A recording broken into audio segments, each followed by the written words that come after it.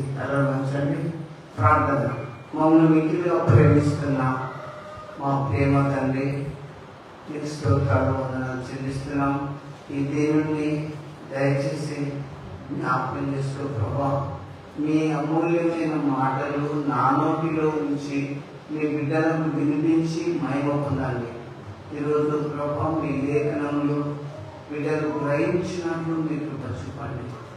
పరిశుద్ధాత్మ దేవా, ఈ దేవుని మీ శిలువ చాటుకు మనవి చేసుకుని ప్రతి బిడ్డ మీ వాక్యము విని గ్రహించి మీ పరిశుద్ధాత్మ శక్తిని పొందేవారు ప్రతి వారిని అనుగ్రహించమని యేసు నామములో ఎంతో ప్రార్థిస్తున్నాము తండ్రి.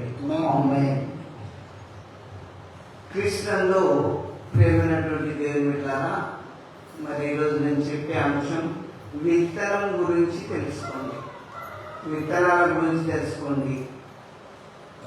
చాలా మంది తెలుసు, రైతులమే కాబట్టి ఊర్లలో ఉంటాం కాబట్టి ఏ విత్తనం వేస్తే ఏ పంట వస్తుంది, ఎన్ని రోజులకు వస్తుంది, ఎలా పండుతుంది అనే విషయాలు మన అందరికీ తెలుసు. దాన్ని మనము మన దేవుని వాక్యము మనకి ఏం చెప్తుందో మీరు దయచేసి గమనించండి. బైబిల్స్ ఉన్న వారు తీసుకొని పరిశుద్ధ గ్రంథంలో నుంచి లూకా సువార్త 8వ అధ్యాయం 4 నుంచి, పరిశుద్ధ గ్రంథంలో నుంచి లూకా సువార్త 8వ అధ్యాయం 4వ వచనం నుంచి. బహు జన సమూహము కూడి ప్రతి పట్టణం నుండి ఆయన యొద్దకు వచ్చుచుండగా ఆయన ఉపమాన రీతిగా ఇట్లనెను. చూడండి, యేసు ప్రభు దగ్గరికి బహు జన సమూహం వస్తుంది. ఎందుకు వస్తుంది తెలుసా? యేసు ప్రభు అంటేనే ఆయన రోగులను బాగు చేస్తాడు, చనిపోయిన వారిని లేపాడు, కుష్ఠ రోగులను శుద్ధులుగా చేశాడు. అందుకే బహు జన సమూహము ఆయన దగ్గరికి ప్రతి పట్టణం నుంచి, ప్రతి గ్రామం నుంచి యేసు ప్రభు వాళ్ళ దగ్గర ఉండంటే బహు జన సమూహం వచ్చింది. వచ్చినప్పుడు ఆయన చెప్పింది ఏం తెలుసా? విత్తనాల గురించే చెప్పిండు. ఇలా నేను మీకు చెప్పొద్దా? విత్తనాల గురించి మీరు తెలుసుకోవాలి. ఆ విత్తనాల గురించి తెలుసుకోండి అనే అంశం. చదువు. ఆయన ఉపమాన రీతిగా ఇట్లనెను. విత్తువాడు తన విత్తనములు విత్తుటకు బయలుదేరెను. అతడు విత్తువాడు తన విత్తనములు విత్తుటకు బయలుదేరెను. విత్తనాలు దున్నేటప్పుడు మనము విత్తనాలు విత్తుచుంటాం. వాడు విత్తనాలు విత్తుచుండగా ఏం జరిగింది? కొన్ని విత్తనాలు త్రోవ పక్కన పడ్డాయి. చూడండి, కొన్ని విత్తనాలు విత్తుచున్నప్పుడు అవి ఎక్కడ పడ్డాయి? త్రోవ పక్కన పడ్డాయి. ఆ త్రోవ పక్కన పడ్డ విత్తనాలు ఆకాశ పక్షులు మింగివేసినాయి. మరికొన్ని విత్తనాలు విత్తుచుండగా ఎక్కడ పడ్డాయి? రాతి నేల పడ్డాయి. అయితే మొలిచినాయి. అక్కడ రాతి మీద ఫలం లేకపోయే వరకు అవి ఏమైనాయి? ఎండిపోయింది. మొలిచింది కానీ ఎండిపోయింది.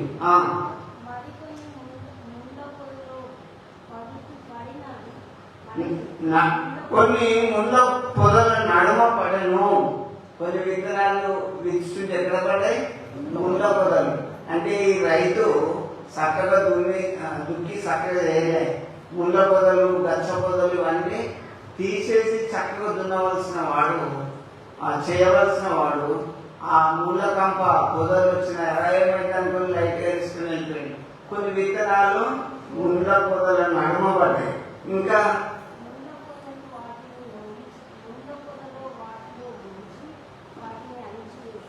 ముళ్ళ పొదలు వాటితో వాదిసి వేసాను. ముళ్ళు పెద్ద పెరిగినాయి, ఆ మొక్క పెరిగింది, కానీ ముళ్ళ పొద వాటిని అణిసివేసింది. అయితే మరికొన్ని విత్తనాలు ఎక్కడ పడ్డాయి? మంచి నేలలో పడ్డాయి. మంచి నేలలో పడ్డ విత్తనాలు చూడండి, అవి మొలిచి 100 అంతలుగా ఫలించెను. అయితే ఈ మాటలు పలుకుచు వినుటకు చెవులు గలవాడు వినుగాక అని చెప్పాను. మీ అందరికీ దేవుని మాటలు నేను చెప్తున్నా. ఇక్కడ 4 రకాలైన విత్తనాలు 4 చోట్ల పడ్డాయి. కొన్ని ఎక్కడ పడ్డాయి, కొన్ని విత్తుచుండగా త్రోవ పక్కన పడ్డాయి. ఇప్పుడు మన చేతికి మనం విత్తనాలు వేసినాక కొంతమంది బాధ పెట్టుకొని పోతుంటారు. అవి ఆ విత్తనాలు ఏమైతే తొక్కుతారు, అవి మొలిచిన అవి త్రోవ పక్కన పడ్డాయి కాబట్టి అవి ఆ త్రోవ పక్కన పడ్డ విత్తనాలను పిట్టలు, కాకులు, పక్షులు తింటాయి. అవి తిన్నప్పుడు అవి మొలుతాయి. ఆడ ఆ ప్లేస్లో మొదలై ఇంకా కొన్ని విత్తనాలు ఎక్కడ పడ్డాయి, రాతి నేలలో పడ్డాయి. మనము మన చేతుల్లో దున్నేటప్పుడు అక్కడక్కడ గడ్డలు, మురము, రాయి, బండలు ఉంటాయి. అయినా కూడా కొన్ని విత్తనాలు రాతి నేల మీద పడ్డాయి. అది పైన మట్టి ఉన్నది, కింద రాయి ఉన్నది. అంటే అది మొలిసింది. ఇంకా లోపలికి వేర్లు తన్నుకొని లోపలికి పోదామంటే ఆ మొక్కకు వీలు కాలే. అయితే అది మొలిచి వేరు లోపలికి పోయినందుకు అది వెండిపోయింది. ఇంకొక విత్తనం ఎక్కడ పడ్డది, ముళ్ళ పొదలు. మనము చేతులు సాగు చేసేటప్పుడు గచ్చ పొదలు, తుప్పలు ఏమైనా ఉంటే సాగు చేసుకుంటా నీటి ఉంటేనే చక్కగా మనం చేయొచ్చు. యాకి చిన్న ముళ్ళ తుప్ప ఏమవుతుంది అనుకుంటే ఈ విత్తనం మొలిచే వరకు ఈ కంప, ఈ తుప్ప, ఈ ముళ్ళ పొద ఆ విత్తనమును అణిచివేసింది. తిరగలేదు ఆ గింజను, ఆ కొమ్మను, ఆ విత్తనమును. అయితే ఇంకొకటి మంచి నేలలో పడ్డాయి. అక్కడ మంచి నేలలో పడ్డ విత్తనం ఎట్లున్నదంటే అక్కడ చక్కగా సారవంతమైన భూమి, పదం చక్కగా ఉన్నది. ఆ విత్తనం అక్కడ విత్తినప్పుడు అది చక్కగా మొలిచింది, చక్కగా ఫలించింది. కానీ బాగానే ఉంది. ఇప్పుడు యేసుప్రభు ఏమన్నాడు, వినుటకు చెవులు గలవాడు వినును గాక. దేవుని బిడ్డలారా, నువ్వు నీ యొక్క హృదయం ఎట్లున్నది? మంచి నేల పడ్డ విత్తనం లాగున్నదా? సరే నువ్వే పరిశీలించుకో. మంచి నేల పడిన విత్తనం అది చక్కగా ఫలించి అది 60 అంతలుగా 100 అంతలుగా ఫలించింది అని రాయబడ్డది. మరి ఇంకొక విత్తనం ఎక్కడ పడ్డది, ముళ్ళ పొదలో పడ్డది. ముళ్ళ పొదలలో పడ్డప్పుడు అది ములిచింది ఆ విత్తనం. కానీ కంప దాని మీద ముళ్ళ పొద అది తిరగనీయకుండా అణిచివేసింది. నీ హృదయం ఎట్లుందో ఒక్కసారి యోచించుకో.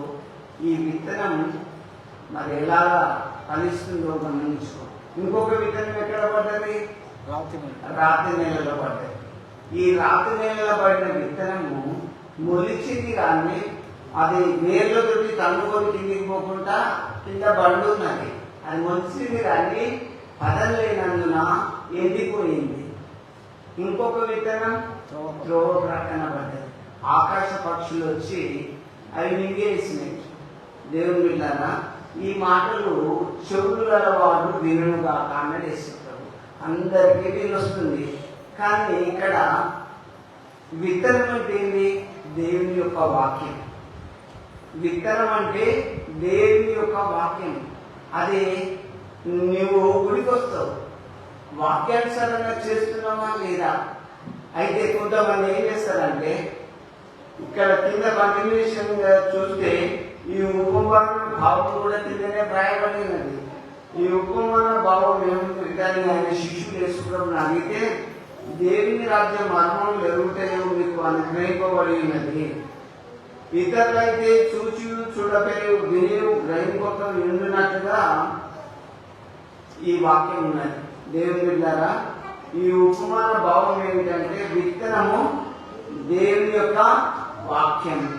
ఈ దేవుని వాక్యము మీ హృదయంలో ఎలా పడుతుందో మనం ఇప్పుడు పరిశీలించుకోవాలి. విత్తనం అంటే ఏంటిది? మొక్కజొన్న, పల్లికాయ ఇది కాదు.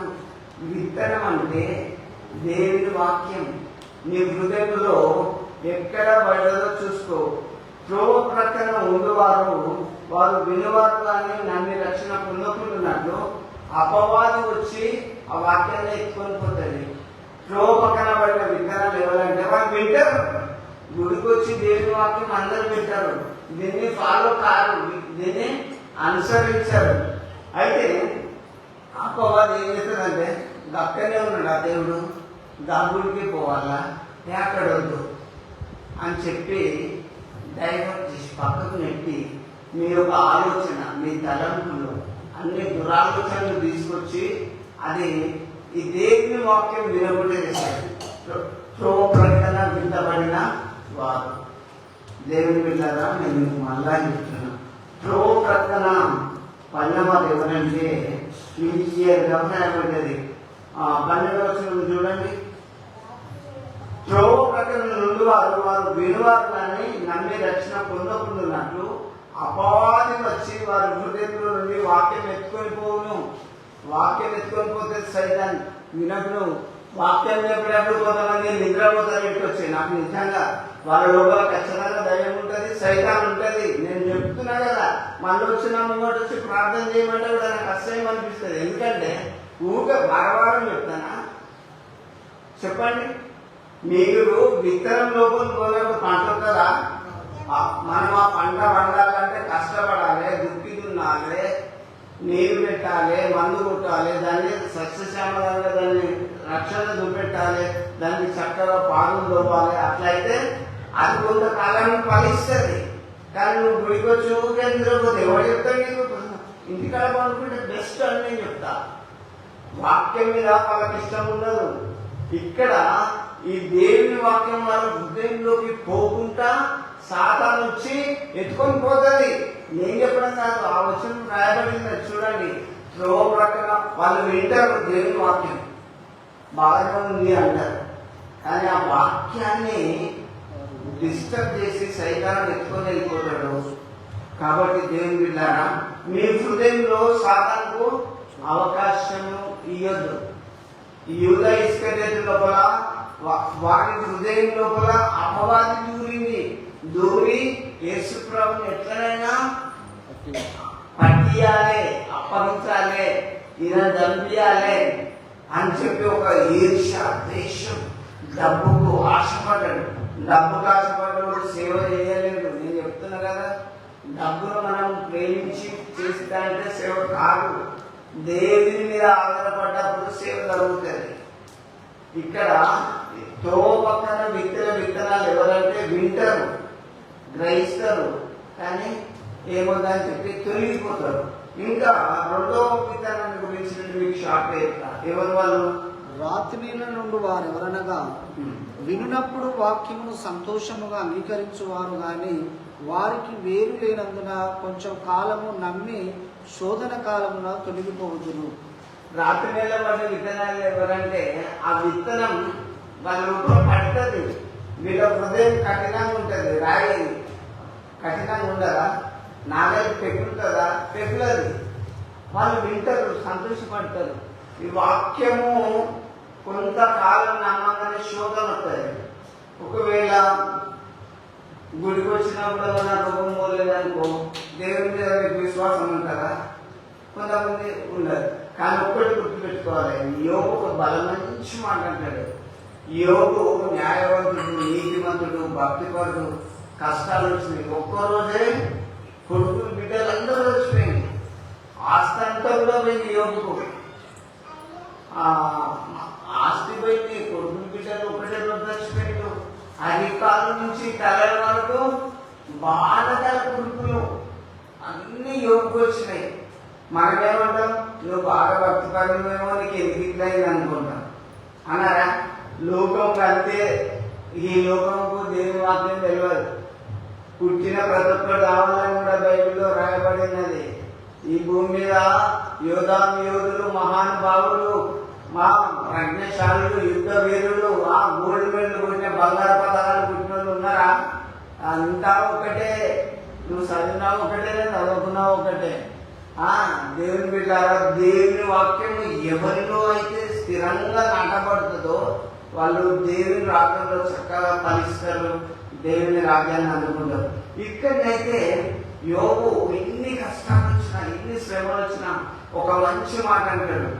నేను నా తల్లి గర్భంలోకి వెళ్ళి దిగంబరుగానే ఈ లోకానికి వచ్చినా మళ్ళీ నేను అట్లనే వెళ్ళిపోతా. వచ్చేటప్పుడు కొడుకులో పట్టుకొని వచ్చింది ఈ లోకానికి రాలేదు. మళ్ళీ తీసుకొని పోతామా? తండ్రి చచ్చిపోయడానికి తండ్రితో పాటు కొడుకులు పోతారా? ఎంతమైనా కొందరు రాకపోతారు, ఏడ్చుతారు, అంతే కదా జీవిత విలువ అంటే అంతే. అందుకే దేవుని వాక్యం విని రక్షణలోకి రండి. ఈ రాత్రి నెలలో పంటలు శోధన కాలంలో వీళ్ళు తప్పిపోతారు. అబ్బా ఇన్ని శోధనలు ప్రార్థన పోయినాయి తగ్గలే, ఏం చేద్దాం? దేవుడు దీవిస్తే నేను మీకు ఏం చెప్తున్నా, ఏటి నదిలో జమ్ములో నాసుపెట్టెలో పెట్టిన మోసిట్ల బతికేలో చెప్పు. దేవుని ప్రణాళిక దాకా చేపగట్టులో పడ్డ యోన ఇట్లా బ్రతికిండు. నువ్వు ఇలా బ్రతికినావంటే ఈ విత్తనం నీలో లోతుగా నాటబడితే నువ్వు ఫలిస్తావు. ఒకవేళ ఈ శోధనలు ఈ లోకం వైపు చూస్తున్నప్పుడు వాళ్ళే గీయాలేదు ప్రార్థన ఇక్కడ మళ్ళీ అంటే కొంతమంది జీవితంలో భక్తిగా ఉంటే ఎప్పుడు చెడిపోదు మనిషి. బాగా పెట్టుకోండి, నీతిగా విశ్వాసంగా భక్తిగా ఉన్నాడు ఈనాడు చెడిపోడు. అందుకే దావిదు ఒక బలమైన మాట అంటాడు, 1000 మంది ఒక ప్రక్క 10,000 మంది కూలి ప్రక్క కూలినా ధైర్యంలో నేను చెడను. అవును, ఇంటింటికి పోతుంది మరణం, అందరికి పోతుంది మరణం. ఏ సంవత్సరం అయినా వెళ్ళాల్సిందే, బిస్కెట్ తయారు చేసుకొని పోవాల్సిందే. 70 ఏళ్ళు దాటిందంటే మన లగేజ్ సర్దుకోవాలి. వింటున్నా? ఇంకా ఇలా బతుకుతున్నామంటే దేవుని కృప అని తెలుసుకొని నువ్వు ఈ భూమి మీద బ్రతికినందుకే దేవుని స్తుతించడానికి రావాలి. ఏ చర్చ్ కన్నా పోండి, ఆ విత్తనము లోపల మనిషి నేల పడ్డోళ్ళు దేవుని వాక్యం అంగీకరించిన వాళ్ళు. అయితే ఇక్కడ ఈ రాత్రి నెలలో పడ్డోళ్ళ విత్తనం ఎట్లుంటుందంటే రోగం కొరకే వస్తారు. ఆ రోగం కాస్త పోయినా అంగీకరిస్తారు. అంగీకరించి విని మళ్ళీ మర్చిపోతారు. ఆ కిందికి పోతే ఆ విత్తనము అట్టుకుపోవాలంటే బండి ఉన్నది, అది కఠినమైపోతుంది. దేవుని బిడ్డలారా, నేను మీకు ఒకటి జ్ఞాపకం చేస్తున్నాను. ఈ విత్తనం గురించి రోజు తెలుసుకోండి. తో పక్కన పడ్డ విత్తనాలు సైతాన్ని ఎత్తుకుని పోయింది. బండ మీద పడ్డ విత్తనం అది లోతుగా లేనందున బండ కాబట్టి అది మొలిచింది, కానీ వేరు లేనందున ఎండిపోయింది. విత్తనమే అట్లుంటే మీ హృదయంలో దేవుని వాక్యం లేకపోతే నువ్వు ఏం ఫలిస్తావు? వేస్ట్.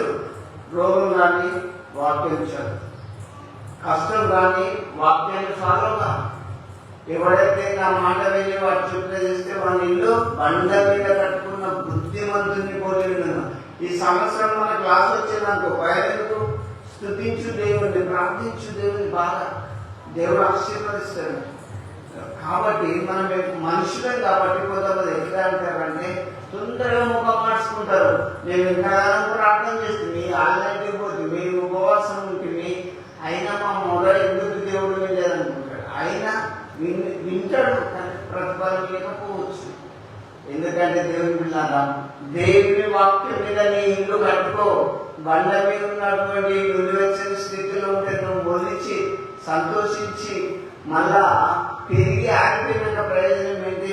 మూడో విత్తనం గురించి చూడండి. ముళ్ళ పొదలో పడిన విత్తనము కోరిన వారు ఎవరనగా, విని కాలము గడిచిన కొలది ఈ జీవ సంబంధమైన విచారముల చేతను ధనభోగముల చేతను అణచివేయబడి పరిపక్వం ఫలింపని వారు. చూడండి, ఈ మూడో విత్తనం ముళ్ళ పొదలో పడ్డ విత్తనం.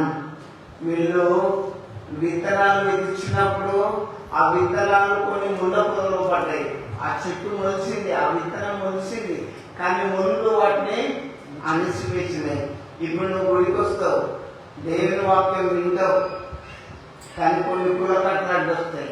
కులంలో ఎవరు పోవద్దు అంటారు, చేర్చుకోవద్దు అంటారు, నీ పేరు కంపెనీలకే తీసేద్దామంటారు, నీకు నీళ్ళ ప్రాణ్యం అంటారు. కొన్ని దగ్గర గుడులే మూసేసింది, గుడులే కూడా కొడుతుంది. అయితే అసలు దేవుడు మీద ఎక్కడ తెలుసా? హృదయంలో ఉంటాడు. ఇక్కడి గుళ్ళలో మనం, ఎందుకంటే అందరం కలిసి ఆరాధించుకోవడానికి నిర్మించుకున్నాం, అంతేకాని దేవుడు ఉండేది హృదయంలో. దేవుడు వాక్యం మరొక చోట ఏం సెలవిస్తుంది తెలుసా? నేను వారిని నివసించి సంసరించగలను. దేవుడు ఎక్కడ ఉంటాడు? హృదయం. ఇంకొక చోట రాయబడ్డది, హృదయ శుద్ధి గల వారు ధన్యులు. ఈ హృదయం శుద్ధి ఉండాలి, అప్పుడు మనము దేవుని చూడగలం. అంతేకాని ఇక్కడ 3వ వాక్య భాగంలో మనం చూస్తే ఈ విత్తనం ఇచ్చినప్పుడు ఎక్కడ పడ్డది? ముళ్ళ పొదలో పడ్డది. అది మొలిచింది, ఆ విత్తనం మొలిచింది. చాలా మంది దేవుని వాక్యం వింటారు, స్వస్థతలు అన్ని బాగానే ఉన్నాయి, అన్ని అంగీకరిస్తారు. ఆ ఇంట్లో కొన్ని శ్రమలు రాగానే విడిచిపెడతారు దేవుని. ఎందుకు? మనకు ఈ ప్రార్థన ఉంది, వాక్యం ఉంది అన్నప్పుడు కొద్ది కాలం ఒక 10-20 వారాలు వస్తారు, మళ్ళీ మర్చిపోతారు, అంటే దేవుడికి దూరం అయిపోతారు. ఇప్పుడు ఈ ముళ్ళ పొదలో పడ్డ విత్తనం వాళ్ళకి సాదృశ్యం. వీళ్ళు లోక సంబంధమైన ఐక్య విచారాలు, ధనమోహం, ఈ దేవుని సేవకులు సంపాదించుకోవడం కాదు, ప్రాణం పెట్టడం. అది బాగా పెట్టుకోండి. యేసు ప్రభు కూడా మానవులందరూ ప్రాణం పెట్టిండు, కానీ ఏమి సంపాదించుకోలేదు. అది ఇలా ముట్టుకుంటే బాగుపడ్డారు, లేదంటే శివాలు సైతం లేచినాయి. దేవుడు ఏదైనా సంపాదించుకున్నట్టున్నారా? దేవుడు వెళ్ళాలని మీకు ఒకటి చెప్తున్నా, ఆయన మాటలను బట్టి మనము బలపరచబడాలి. శ్రమలు, శోధనలు, కష్టాలు వస్తాయి. వచ్చిన మనము దయచేసి దిగజారిపోదు. చదవండి. మంచి నేల నుండి విత్తనము పోలిన వేరు లేనందున శోధన కాలంలో తొలిపోదు. ముళ్ళ పొదలో పడిన విత్తనమును పోలిన వారి వలనగా విని కాలం గడిచిన కొలది ఈ జీవ సంబంధమైన విచారముల చేత, ధనభోగముల చేత అణిచివేస్తారు. నువ్వు చర్చికి పోతే నువ్వు బంగారం పెట్టుకోదా, ఎవరైనా పెట్టుకోదా అని చెప్పండి. ఒక్కొక్కరు ఒక్కొక్క తీరుగా బోధిస్తాను. వాక్యానుసారంగా నేను చెప్తున్నాను. నేను మీకు చెప్పేది గమనించండి. కొంతమంది గోల్డ్ పెట్టుకోవద్దు అంటారు, తప్పుడు వాక్యం చెప్పనండి. ఎందుకంటే చాలా మంది నశించిపోతారు. దేవుని వాక్యం వారి హృదయంలో ఫలించాలి, లోతుగా దిగాలి. అయితే వీళ్ళు ధనభోగముల చేత, ఐక్య విచారముల చేత వీళ్ళు అణిచివేయబడ్డారు. కాబట్టి ఇప్పుడు దేవుని బిడ్డలని నేను మీకు తెలియజేస్తున్నా. మనము ప్రభువులు అనుకున్నప్పుడు ఏరియా చూడండి, ఆకులే తీసుకొచ్చి పోషించినాయి. ఆ విధవరాలు చూడండి, ఆ దైవజనులు చెప్పినట్టు కొంత నూనె, కొంత పిండి, కొన్ని నీళ్ళు తెచ్చినప్పుడు 3 ఏళ్ల కాలమైన వరకు కూడా ఆ తొట్టిలో పిండి అయిపోదు, గుడిలో నూనె అయిపోదు. 3.5 years నువ్వు దేవుడిలో విశ్వాసం ఉంటే ధనభోగాలు ఎందుకు చెప్పండి. మనకి ఎప్పటికీ తెలిసే, మనము ఇంటి నిండా రైస్ వేసుకున్నా నో సాటిస్ఫై, తృప్తి లేదు. మనము ఎంత సంపాదించుకున్నా మనకు ధనభోగం ఇంకా కావాలి, అది కావాలి, ఇది కావాలి, కారు కావాలి, ఏసీ కావాలి. ఎందుకు ఇవన్నీ? ఏసు ప్రభుత్వే గాడిద. ఏమైనా ఏసీ కారణమైందా చెప్పండి? ఎంత తగ్గించుకున్నాడు. మనము ఎప్పుడు కూడా హెచ్చించుకోవద్దు దేవుల్లో. అన్ని లోకానుసారంగా కాకుండా వాక్యానుసారంగా బ్రతకాలి. ఇంకా కంటిన్యూషన్. శోధన కాలంలో వీళ్ళు అణిచివేయబడి తొలగిపోతారు. కొంతకాలము దేవుని వాక్యం వింటారు, నమ్ముతారు. శోధన కాలం రాగానే అణిచివేయబడి దేవుని వాక్యం నుంచి తొలగిపోతారు. దేవుని బిడ్డారా, నేను మీకు ఒకటే జ్ఞాపకం చేస్తున్నా, మీరు దేవుని వాక్యము చేత నింపబడాలి. మంచి విత్తనం పోలిన వారు ఎవరో చూడండి. మంచి నేలన పడిన విత్తనం పోలిన వారు ఎవరనగా యోగ్యమైన మంచి మనసుతో వాక్యము విని వారిని అవలంబించి ఓపికతో ఫలించువారు. మంచి విత్తనాన్ని పోలిన వారు ఎవరో మీకు ఇక్కడ క్లియర్గా రాయబడ్డారు. యోగ్యమైన మంచి మనసుతో దేవుని వాక్యం వినాలి, విని దానిని అవలంబించి దాన్ని గైకొనాలి. గుడికొచ్చామంటే గుడికొచ్చి గొడవతో నిద్రపోతే నేను నేర్చుకుంటాడా? దేవుడు దేవుడు ఇస్తాడా? చెప్పండి మీరే. దేవుని దగ్గరకు వచ్చినప్పుడు దేవుని మాటలు వినాలి. నేను పట్టి చేసినా రావు, శాపమే అవుతుంది. దైవజనుడు అయిన పేతురు నేను అననీయ సఫీరాలను గర్భిస్తే అక్కడే సచ్చిండు. దేవాలయంలో సచ్చిందా? దేవాలయానికి వచ్చి మీరు దీవాన్ని మోసుకపోయిందా? అననీయ సఫీరాలు శాపమే పట్టుకపోయిండు, మరణమే పట్టుకపోయిండు. అమ్మా దేవుని బిడ్డారా, నేను జ్ఞాపకం చేస్తున్నా, దేవుని వాక్యం వినండి, గమనించండి. యోగ్యమైన మంచి మనస్సుతో దేవుని వాక్యంతో నింపబడండి జీవితం. నీ జీవితంలో నిన్ను చూస్తే, నీ హృదయాన్ని చూస్తే ఒక్క దేవుని మాట లేదు. నేను ఇప్పుడు ఏం పెట్టి ఒక్కొక్కరిని అన్నాను, గుడికే రాదు. వస్తారా? రాదు. ఎందుకంటే నన్నే ఇక్కడ 10 మంది అంటారు. ముంచేవాళ్ళు ఎంత డబ్బులు ఇచ్చిండు, ఏ రోజు రాదని ఏ రోజు తోటి అయ్యా నీ తమిళ బాగా నిలుచుకోవడం మీద నీకు తగదు అంటే తగిన సమయం అనిపెట్టి తలకాయ తీసిండు. అంతేనా? అబ్బా ఇంతమంది ముంగట నేను ఒక రాజును నా విరోధితవాన్ని టైం ఓపెన్ చంపాలంటే దొరకలే. దేవుని బిడ్డారని నేను చెప్తున్నా, తగిన సమయం కనిపెట్టి ఒక బర్త్డే రోజు బిడ్డ నాట్యం అయితే బిడ్డానికి ఏం కావాలో కోరుకో అన్నాడు. ఆ అమ్మాయికి ఏం తెలుసు, ఇంత పాపకి ఏం తెలుసు? వాళ్ళ అమ్మ దగ్గర పోయి అమ్మ నాకు ఏం కావాలో డాడీ ఇస్తాడట, నేను డ్యాన్స్ చేసినందుకు ఇస్తాడట అంటే ఏం చెప్పింది? శరసాలో ఉన్న యోగాన్ని తనబట్టి ఇప్పుడే ఇవ్వమనుకో అని చెప్పింది తల్లి. ఇలా మా పిల్లలు వెళ్ళిపోతాను, మా బిడ్డ ఇంత లేదు, మా బిడ్డకి ఇట్లా అయింది, మా బిడ్డకి అట్లా అయింది అంటే తల్లి నేర్పాలి పిల్లలకు, తండ్రి నేర్పాలి కొడుకులకు. వింటుంది అయ్యాలి వెళ్ళిపోతానంటే మీరే కారట్లు. దేవుని బిడ్డారా, వెంటనే ప్రముఖులందరూ ఈ రోజు రొట్టు పెట్టుకున్నాడు. పాపాలకి ఏం కావాలో కోరుకో అంటే డాడీ నాకు శిరసాల్లో ఉన్న యోహాంకాల కొట్టి ఇప్పుడే పల్లెంలో పెట్టి ఇవ్వమన్నాడు. వెంటనే రాజు లోపల బాధపడ్డాడు, బంట్రోతులను పిలిచిండు. శిరసాల్లో ఉన్న యోహాంకాల కొట్టించి అమ్మాయికి ఇయ్యాన్ని ఇప్పుడే అని చెప్పిండు. అందరి ముందు మాట తప్పిండు, తప్పుతాడు కదా. మరి ఇవ్వకపోతే రేపిస్తారంటే దానికి విలువ లేదు కదా. వెంటనే బాధపడ్డాడు, తలకాయ ఒత్తిచ్చిండు, పల్లెంలో పెట్టి అమ్మాయికి ఇచ్చిండు. ఇప్పుడు ఆడుకుంటారా? సంతోషపడతారా? ఏదైనా యోగ్యమైనది మీ పిల్లలకు ఇవ్వండి. మీకు గౌరవం కావచ్చు. తర్వాత పెద్ద 18 ఏళ్ళు 16 ఏళ్ళు నుంచి 18 ఏళ్ళు వరకు శివుడికే కదలపోతారు కొడుకులైన బిడ్డలైనా. జాగ్రత్తగా చూసుకోండి, తర్వాత వెళ్ళిపోతారు. బాలుడు నడవలసినట్లు వాడికి నేర్పాలి. వాడు పెద్దవాడైనప్పుడు దాని నుంచి తొలగిపోడు. మనం ఒక చెట్టు వంకరపోయేటప్పుడు తాడు పెట్టి గుంజి దాన్ని సపోర్ట్ పెట్టి కడితే పెద్దగా కూడా చక్కగా ఉంటుంది.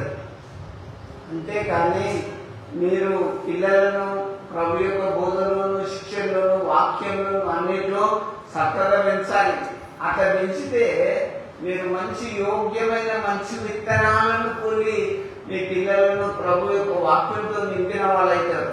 దేవుని బిడ్డలారా, ఈ మంచి నిలబడిన వారు ఎవరంటే యోగ్యమైన మంచి మనసుతో వాక్యము విని దాన్ని అవలంబించి ఓపికతో ఫలించేవారు. వాక్యాన్ని విని ఓపికతోటి గమనించి గ్రహించి హృదయంలో నింపుకొని వాక్యానుసారంగా ఉండేవారే మంచివారు, మంచి నేల పడిన విత్తనాన్ని పోలిన వారని వాక్యం మనకు నేర్పిస్తుంది. కాబట్టి నా ప్రియ దేవుని బిడ్డలారా, ఇలా ఒక్కసారి నేను ఆలోచించుకో. నేను విత్తిన విత్తనం కఠినమైన నేల మీద పడితే యోచించుకో. తోవ పక్కన పడ్డదా ఆలోచించుకో. ముళ్ళ పొదలు పడ్డదా, అరే నేను బాగానే ఉంది ఆత్మల మాత్రం ప్రార్థనకు రమ్మంటుంది, కానీ మా ఇంట్లో నన్ను రాకుండా అంచవేసే శక్తులు కొన్ని ఉన్నాయి, ఇవాళ ఎందుకులే అని వాళ్ళు లేరా? ఉన్నారు. మరి మంచి నేల అంటే అది ఇలా ఆరాధన టైం, ఏదేమైనా నేను ఆరాధనకు వెళ్ళాలి అని చెప్పి దేవుని వాక్యం ఓపికతోటి కష్టమైన శ్రమైన ఓపికతో భరిస్తూ దేవుని వాక్యం మీ హృదయంలో నిలుపుకోవాలి. దేవునటువంటి దేవుని పిల్లారా, రోగం కొరకే ఆకారం గుడికి వచ్చి నన్ను బాధ పెట్టకండి. ఎందుకంటే నేను ప్రతి ఒక్కరు కూడా అబ్జర్వ్ చేస్తున్నా, ప్రతి ఒక్కరు కూడా గమనిస్తున్నా. రోగం అప్పుడు నన్ను మధ్యరాత్రి వచ్చి చెప్తారు, ఆరాధనకు మాత్రం రాదు.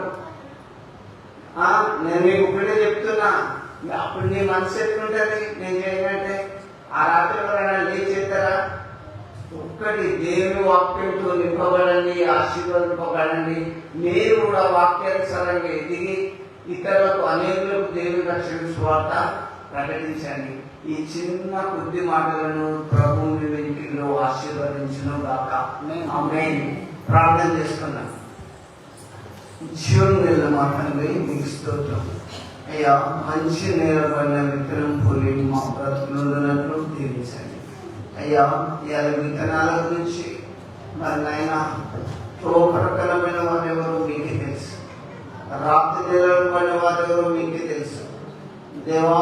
ఏ హృదయాన్ని పరిశీలించిన ముళ్ళ కంపాలంటే మనసు ఎవరికుందో మీకే తెలుసు ప్రభా. మంచి నేలను పడి 30 ఓపికతో నాయన మరి ఫలించే బిడ్డలు మీకు తెలుసు నాయన దేవా. నా హృదయం ఎట్లుందో, నా అంతరంగం ఎట్లుందో, ఆ హృదయ అంతరంగములను పరిశీలించే దేవుడు దేవా.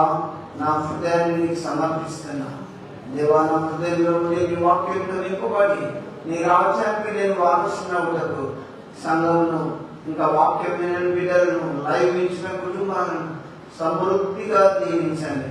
ప్రతి బిడ్డలు వాక్యానుసారంగా బ్రతికి నీ పరలోక సన్నిధిలో బిడ్డలు ఎక్కి ఫలించినప్పుడు చూపమని, కూడి వచ్చిన బిడ్డలకు ఎవరికి లభించిన వారికి స్వస్థత కావాలని ప్రభా వారికి దయచేయమని యేసు నామములో అతి వినయంతో ప్రార్థిస్తున్నాము తండ్రి. ఆమేన్.